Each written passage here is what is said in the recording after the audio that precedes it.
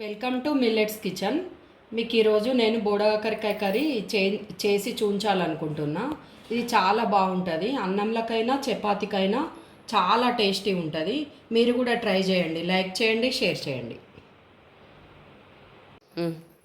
బోడకాకరకాయ కర్రీకి బోడకాకరకాయ ముక్కలు, ఉల్లిగడ్డ, కొంచెం కరివేపాకు, కారము, సాల్ట్, చింతపండు రసము, పల్లీలు, నువ్వులు వేయించి పొడి వేసుకోవాలి, అల్లం వెల్లిపాయ పేస్ట్. కర్రీ కొరకు ఒక మూకుడు పెట్టి ఆయిల్ వేసిన బోడకాకరకాయ కర్రీకి కొన్ని ఆవాలు, కొంచెం జీలకర్ర, ఆనియన్,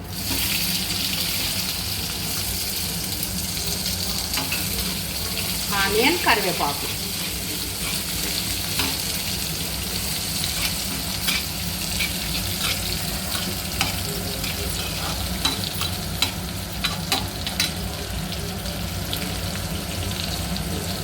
కొంచెం అల్లం వెల్లిపాయ పేస్ట్,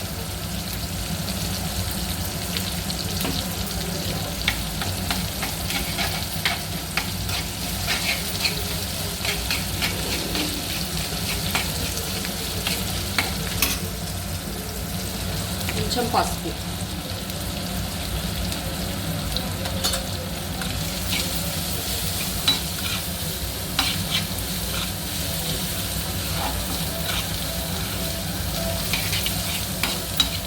కొంచెం ఫ్రై కావాలి ఇది.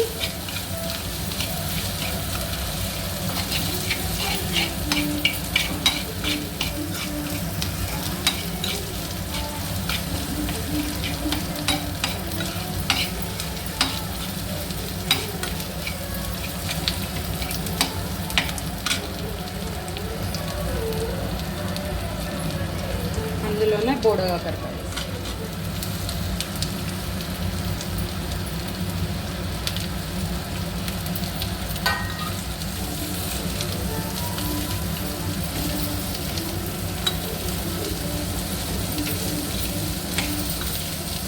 బోడకాకరకాయ వేసి మంచిగా కలుపుకోవాలి. కలిపేసి మూత పెట్టి మగ్గనివ్వాలి. మూత పెట్టి మగ్గని. ఇప్పుడు బోడకాకరకాయ ముక్కలు మగ్గినవి. ఇప్పుడు అందులో కారం వేసుకోవాలి, మన టేస్ట్కి సరిపడా కారం,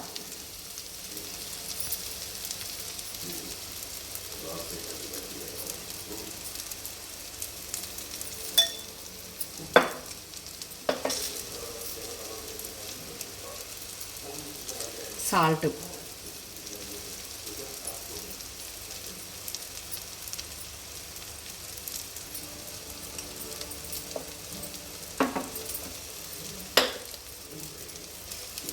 కొంచెం చక్కెర,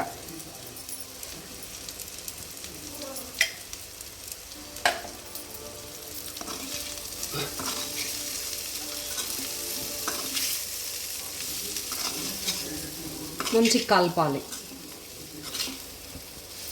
కొంచెం ఆయిల్ ఎక్కువ వేసుకోవాలి, ఎందుకంటే ఇందులో వాటర్ పోయాం కాబట్టి మీరు ఫస్ట్ వేసుకునేటప్పుడు కొంచెం ఆయిల్ ఎక్కువ వేసుకుంటే మంచిగా ఉల్లిగడ్డ ఆయిల్తోని మగ్గుతుంది. మనకి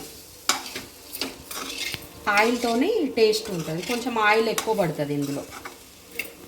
ఇప్పుడు కలిపేసి మూత పెట్టాలి ఒక 5 నిమిషాలు. ఇప్పుడు మగ్గిపోయినాయి ఇవి మంచిగా. మనం కారము, కొంచెం చక్కెర, సాల్ట్ వేసిన తర్వాత ఒక 5 నిమిషాల తర్వాత మంచిగా ఇట్లా మగ్గినవి. మగ్గిన తర్వాత అందులోనే చింతపండు రసం పోసుకోవాలి.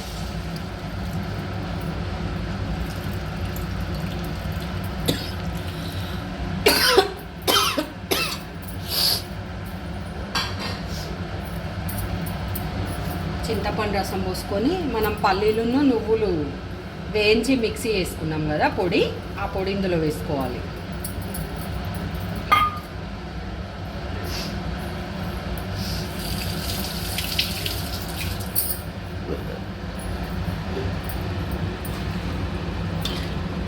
వేసుకొని మంచిగా ఈ పొడి వేసిన తర్వాత కలుపుకోవాలి మంచిగా కర్రీ. ఇందులో వాటర్ పోయొద్దు, వాటర్ పోయకుండానే మనం రసం వేసుకుంటే సరిపోతుంది.